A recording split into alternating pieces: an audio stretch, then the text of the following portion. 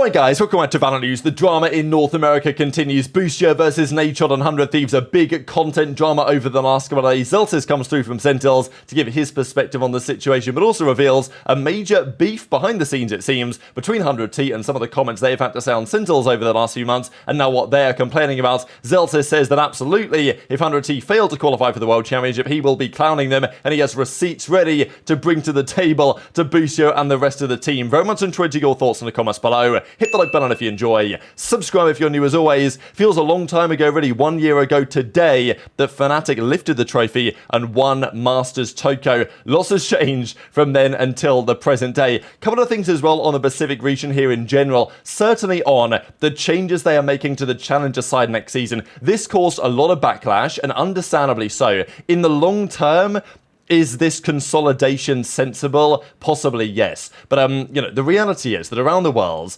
there's so many Challengers leagues, it's difficult to keep up with. But then again, when you've got Southeast Asia and you've got so many countries and regions and domains, you're going to need probably multiple leagues to, allow for that. And that's what Riot have done for the last few years. But no, now they're taking those, 40-odd teams and bringing them down to only 16 teams in one Premier League, effectively, in the Challengers side. So, look, they're explaining their decision-making here. But I will say that this is a pretty big decision. And, of course, he explains it, because there was a lot of backlash to this decision, right? So he explains, Jake here, of course, from Riot, on the decision-making behind this. The pie hasn't grown big enough to feed all of our teams and tiers investing in the ecosystem. The carrot of Ascension, let alone winning it, is not attainable for a large majority of tier 2 teams. So, they've got to create a more sustainable structure with fewer teams in it. So it's going to be bad news for many of those teams and players and organizations down there in the long run. Is this more sustainable, competitively, commercially?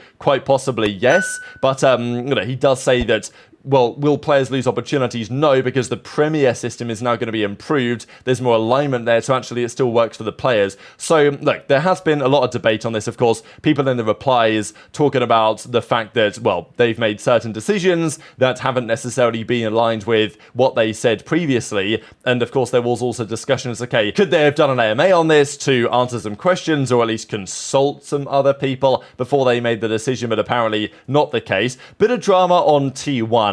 T1 have done okay, but they just keep losing close games. Stacks joined recently. Izu is over there discussing with Texture last night. But this was the big tweet here from Danny, from Rossy, who said the following: I'm coming home. So Rossy, of course, and others went out there to the Pacific region to, play this season and have done relatively well. This is what's going on right now in the Pacific. We can also see that VLR have indeed, thankfully, updated their pages. I know that Rob Moore of Sentinels was pushing for this, so that they actually combine what we are seeing at Stage 1 and Stage 2. So, yeah, we can see right here, 6 teams are in the green because these are the top 6 teams right now that will make the playoffs in the Pacific, and of course the same thing applies around the world. The top 3 teams from the playoffs will qualify for the World Championship, plus the team with the most championship points, which, we've seen in the standings elsewhere. So therefore, 4 teams from each region, 16 teams at the World Championship. You guys know the drill. T1, they're 2-6. So basically, their chances for the season are over. There's no more last chance qualifier, right? It's basically if you're out, you're cooked. That is it. And therefore, T1 season is effectively over now. They play 2 more games against G and Bleed, but it's not going to be enough for them to make it through and qualify.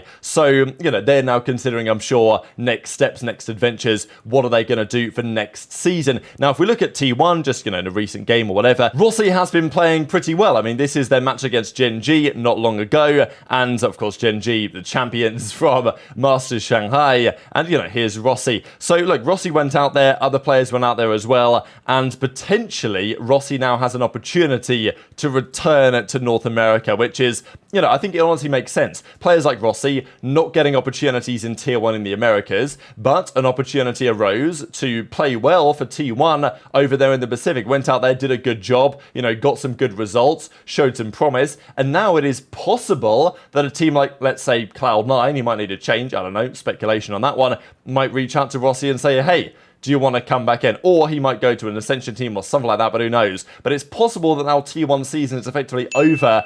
The Rossy has an offer somewhere in the Americas, and it might be an interesting path for other players to say, you know what, instead of just playing tier 2 challenges in North America, maybe it makes sense if there is an offer, go to either the European or the Pacific League, grind it out over there, and then kind of earn a spot back where he, I guess, wants to live and work over in North America yet again. KOI took down Giantex, by the way. Some games going on in Europe, actually. Just did want to mention real quick as I scroll through the absolute domination on the Sunset and then the 14-12 crazy overtime here on the Icebox, is other big games in Europe, right? Because if we look at the standings right now, it's very competitive around about this mid-pack. I mean, Fnatic are only 4-3 by example, and there's big games coming up here actually today. So yeah, Fnatic versus Vitality is a big one, and then Heretics for esports is a big one as well. So like, I mean, Vitality, Fnatic, look at them, they're both 4-3. Heretics are 4-2, they're kind of chilling, but you know, it's also for esports 6-1. So battle at the top of the league, and then real battle for just making sure that you qualify for the World Championship, or at least qualify for the playoffs,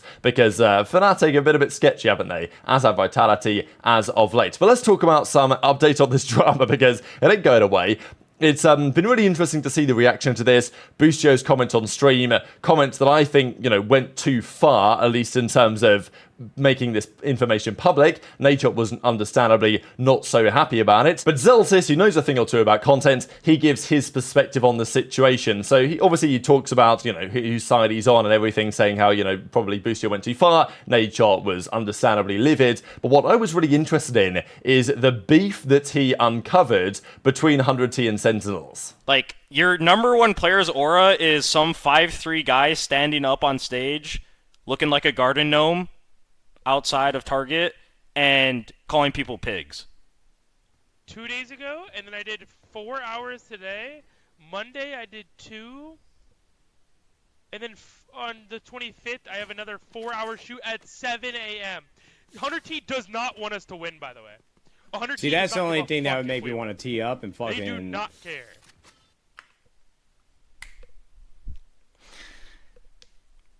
I'm gonna come back to this.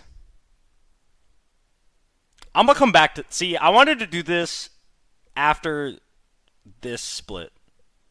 I wanted to come back to this after this split and talk about it. Because I got receipts. And I didn't want to start shit. Before we made or didn't make champs. But it's so ironic that 100 Thieves finally make a LAN, and then all of a sudden in Shanghai press and media they're talking shit about us streaming and us doing shit. And it's just so ironic how their IGL captain is now home crying about content and then streaming every single day. I'll leave it at that. But 100 Thieves better pray to God that we don't make champs and they make champs. Cause, oh my God, dude, at least I talk shit before and after. And I own it. But holy fuck, if we make champs and they don't, you know what, fuck it. Even if they make champs and we make champs, I'm letting receipts fly, dude. I'm letting it fly. And there's a lot of juice right now in the scene. There is a lot of juice. Not even excluding 100 Thieves. But holy fuck. I'm ready to let shit fly in this scene. If I was Nature hearing this, bro, I would be livid. I would be livid. I want to ask you guys about the burnout of the schedule and how kind of brutal the schedule is. You are on the same path as Sentinels in Madrid. You won day one kickoff, you won stage one. You are one of the favorites. In my opinion, I do believe you will win Shanghai. Is that a fear for you all, or do you feel as if that what happened to Sentinels, the burnout, etc., will not happen to you? I don't think so. I feel like they burned out. I don't know anything about them, obviously, as people or anything, but I feel like their burnout might be attributed to like streaming and stuff. I feel like they did that a lot as well on top of everything. If we just practice, though, I don't see any burnout really happening, even if I played the entire year making every event going far. Because the biggest thing I faced it last year, burnout wise, was like you're scrimming and you're just not doing anything. Like I practiced for 3 months in between like losing to my BR and then the Sen one game. Now that felt like burnout because I just played 3 months of scrims for one BO3 and I lost, and it's just like devastating. I think that sucks the most. I would hate to be in someone's shoes where you don't even have the chance to compete in the international stage. I don't think that feeling is way worse than whatever burnout could feel. That clip there then from Asuna and the 100T guys, is that one example of what Zellsis is talking about, or is it not? And tweet your thoughts in the comment section below, because Zellsis was clearly frustrated that these 100 Thieves boys were seemingly saying about Sentinels that, oh, you know, they streamed too much, they made too much content, and therefore they weren't able to replicate their success from, let's say, Masters Madrid into when the regular season started. I guess that's Zellsis' feeling, maybe not just from that clip, and I'm not even sure that Asuna was really talking trash, but maybe Zellsis feels like, from Asuna, from Boostio, maybe from others, that 100T were effectively saying, yeah, these Sentinels boys, you know, look at them, they're making too much content, all this, it's affecting their play, and, you know, now we're here and they're not here type thing. And Zellsis is saying either, look, they don't make a difference, or as soon as you guys are start going to make content, now you're crying about it. I mean, he straight up said Boostio's crying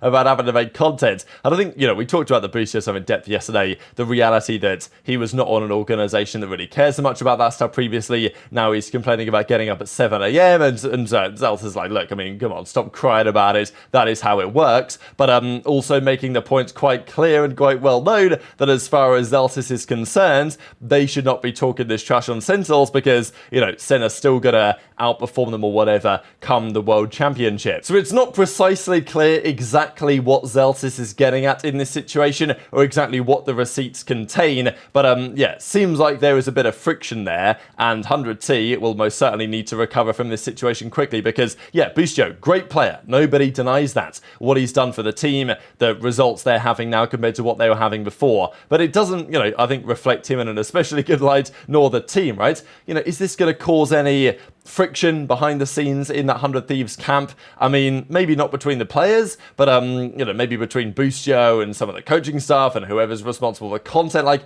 there's gonna be things happening behind the scenes, and maybe for the better of 100 Thieves, maybe they're gonna resolve the issues that maybe have been underlying the surface as a result of this, but also it's very possible that that doesn't happen and it affects their performances. And it seems like Zellsis is more motivated than ever to absolutely ensure that Sentinels qualify for the World Championship and then absolutely take the piss out of 100 Thieves for whatever reason when that actually comes around. Zellsis may be believing that 100 Thieves have implied, hey, Sentinels, you can't do content and win tournaments and stuff, and Zellsis is like, hey, yeah, we did, and now you guys are doing a bit more content. It's actually you that are, you know, struggling with the content stuff. Maybe that's the irony that Zellsis is talking about, that he's like, hey, you're complaining about doing content and saying that we were struggling because of it. We actually won while still topping the numbers in terms of engagement, and now you guys are having to do a bit more. Now all of a sudden it's a problem. So maybe that's exactly what's going on. Very much intrigued to your thoughts though on all this stuff in the comment section below. Hit the like button as always if you enjoyed. Subscribe if you're new. Take care, and I'll see you next time.